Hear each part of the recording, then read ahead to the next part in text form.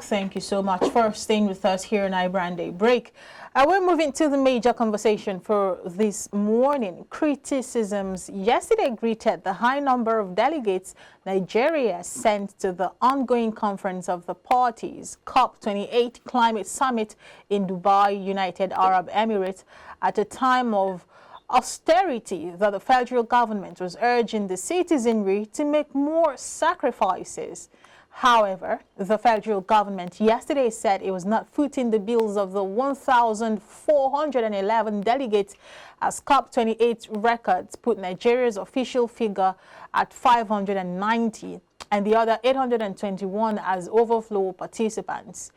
Picking holes in the number of delegates Nigeria sent to the summit, the People's Democratic Party demanded roll call and cost incurred by federal government delegates and also urged the National Assembly to probe the incident. In like manner, the Labour Party and its 2023 presidential candidate, Peter Obi, described the action as wasteful, noting that it was sad that the federal government, which ought to be quoting the cost of governance, was being wasteful. To have this conversation with us this morning is Dr. Dayo Kayode. He is a social commentator. Good morning, sir. Thank you for joining us. Yes, good morning. It's my pleasure being with you today. And let me first of all wish you a Merry Christmas in advance, even though we are not seeing anything in the air to show, unlike in those days.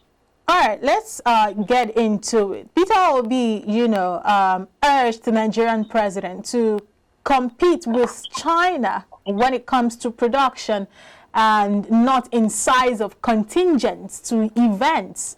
He did mention a lot of things while drop in a tweet, a series of tweets that he released sometime during the weekend. But majorly he was trying to talk about the issues surrounding the contingent sent by the Nigerian government to the COP28 happening in Dubai. And in his words, I'm not quoting, but of course the point he was making is to compete with China when it comes to production and productivity and growth and development as a nation, other than in population and the size of contingents that usually are sent to events. Do you agree with this? Yes, I totally agree with Peter Obi, even with some additions. Because I've had some bootlickers defending the government as regards this, while disparaging the personality of Peter Obi. Let Nigerians note this: time for politics and politicking has passed. What we are looking for now is nothing other than good governance and the real delivery of dividends of democracy. And if that is what we are requesting for, we should go beyond political rhetorics and come back to realities.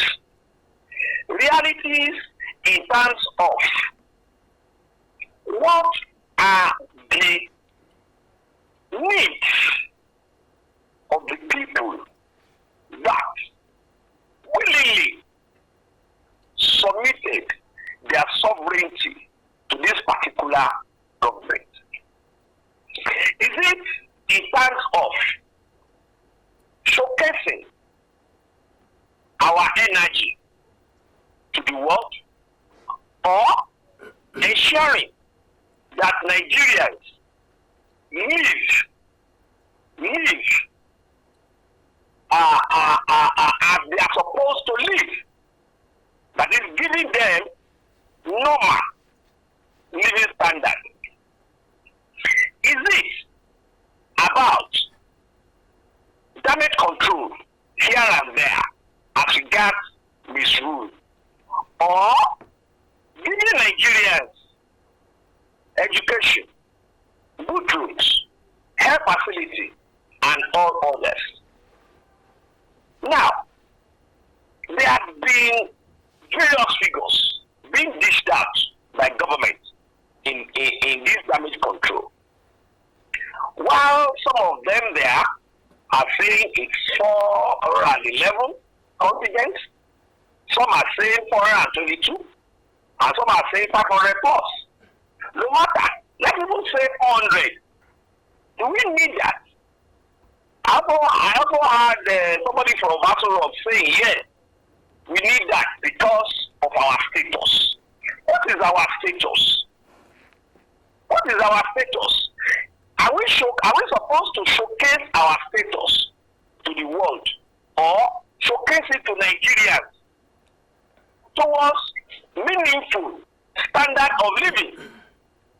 I was telling you something just now.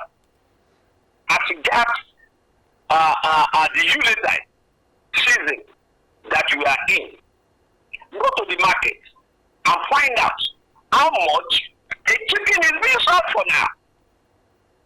Go to the market and find out how much is 1 derrica of rice, beans, yam, and all that.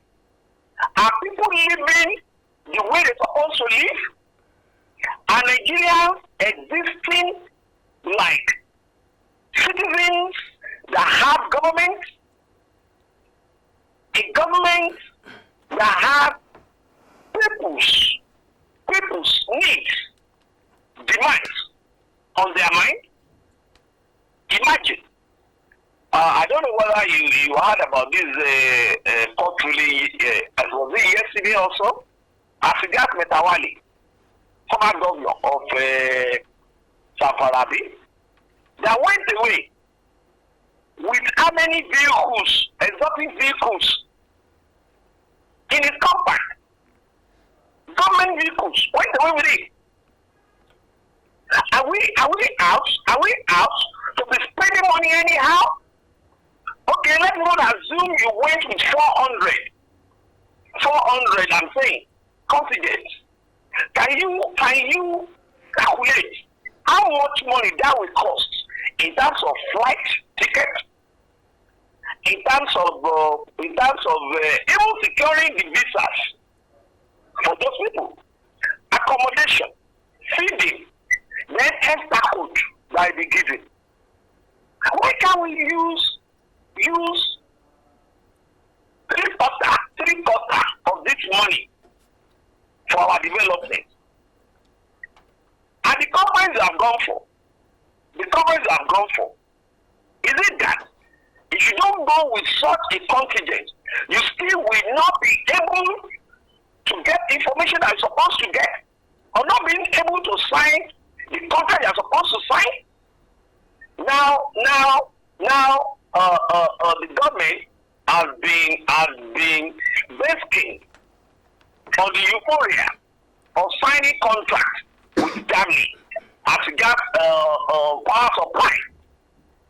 Listen, how many of such contracts agreements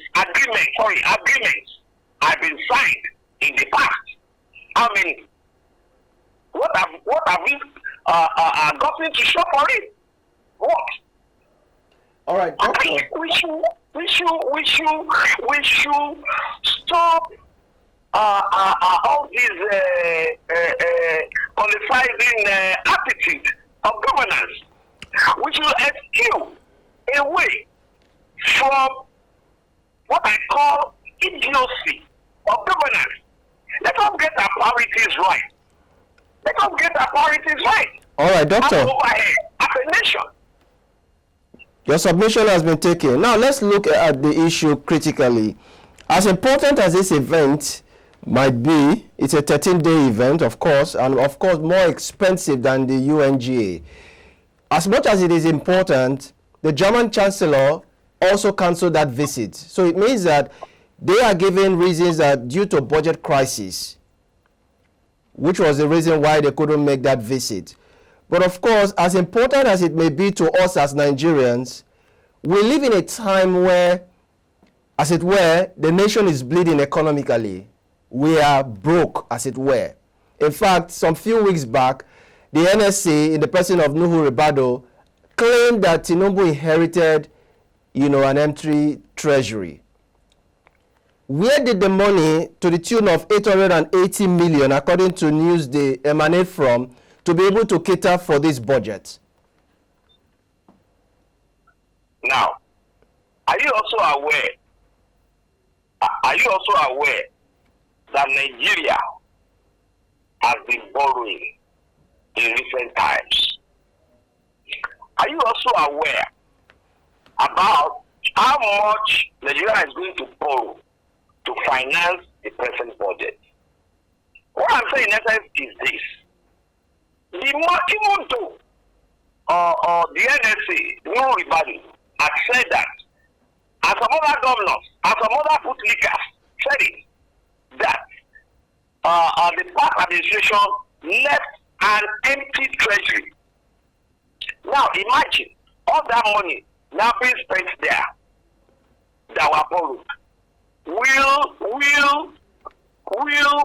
the dividend of the number of people that traveled for that conference be able to pay back the amount being borrowed with interest in the future? No. And that's why I talked about idiocy of the government. So could this be... At least we don't put our priorities right.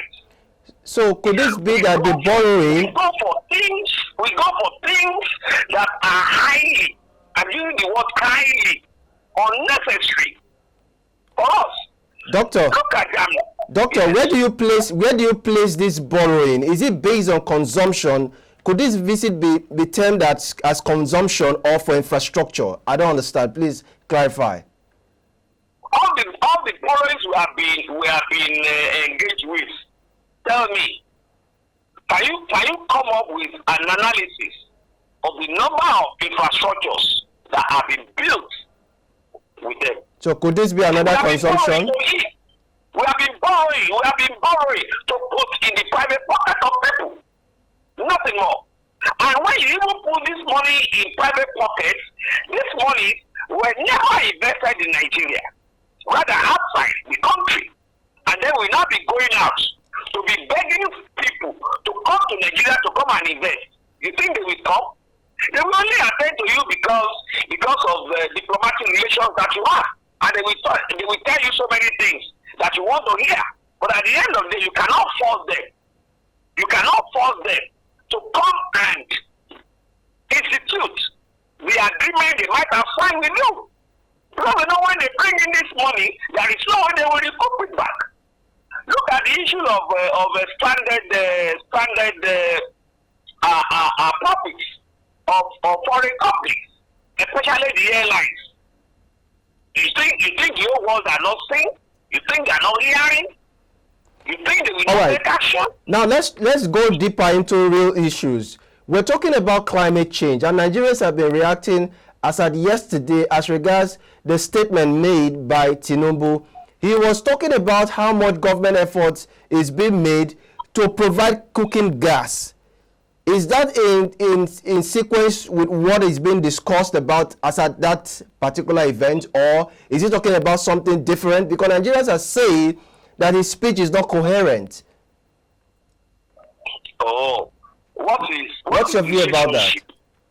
What is the relationship between how much Nigeria is using to ensure that we have cooking gas to the issue of climate change? You are talking of climate change. What are the factors responsible for climate change? Is gas flaring not part of it? What have you done as a government? Or what are your plans?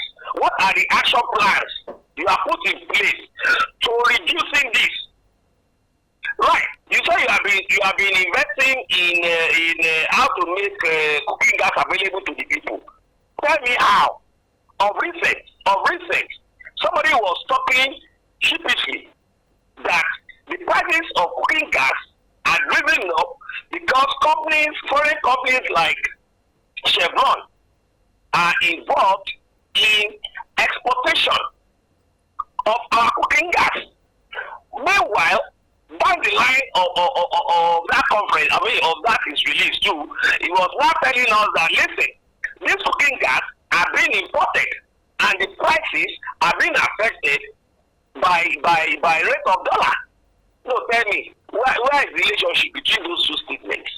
So these are issues. And unfortunately, we have a president that always gives statements that are contradictory. You are in a COP28 there. We're talking about climate change. All right. Yes. All right. Climate change. What has that got to do with how much you are using to make cooking gas available to your people? All right, quickly, because our time is fast spent, Dr. D, quickly, just before I let you go, while we've established that it is quite contradictory for Nigeria to even be present at that event, because, I mean, while the world is moving away from fossil fuel and, you know, everything else that causes climate change, Nigeria is still harping largely on, you know, fossil fuel and oil exploration, but also while while that forms a major part of this conversation, do you think that being a part of this conference happening in Dubai currently, and with the way Nigeria is being represented hugely during this event, do you see this government taking steps towards mitigating the things that Nigeria as a country does to contribute to climate change? Do you see policies towards changing such you know, activities and creating a better environment? I've not seen it. Go to Niger Delta and see what is happening there. I think those people, those who are even planning to go on a demonstration very soon, maybe in another 1 or 2 weeks or so. All right. Now, go also the same south. Go there and see the way gas is being flared. All right. Go to all these extractive industries, right, and see the way some of these effluents are being blown up. So tell me, what are we doing? Go to the north. What are we doing to combat afforestation? What are we doing there? Now, also come down to the south. To the west. What are we doing to combat flood? Flood. What are we doing to combat it? Rather complaining all of the time. Looking at for when Cameroon will release water from his dam, and then straight disturbing Kogi down to Niger, down to Abuja, and all that. What are we doing? Any action plan in place? No. Have we been talking about it? No. Is our National Assembly debating about it? No. Rather, we have been talking about things that are highly unnecessary, idiocy of governance. All right. Thank you so much, Dr. D, for your submissions this morning. Of course, the COP28 is still going on in Dubai, the United Arab Emirates. Nigeria is still hugely represented. Hopefully, this conference would, you know, turn out positive for Nigeria and Nigerians. Until then, thank you once again, Dr. D, for your time. We appreciate it. We choose to stay positive here on iBrand Daybreak. We continue to hope for better. All right? Continue to hope for better. All right, Dr. D. Thank you so much. Enjoy the rest of your day. It's my pleasure being with you on your platform this morning. Enjoy the rest of your day, too. All right. It is still iBrand Daybreak. When we return, we'll continue to bring you further conversations that, you know, that are in the front burner. Don't go anywhere. Stay with us.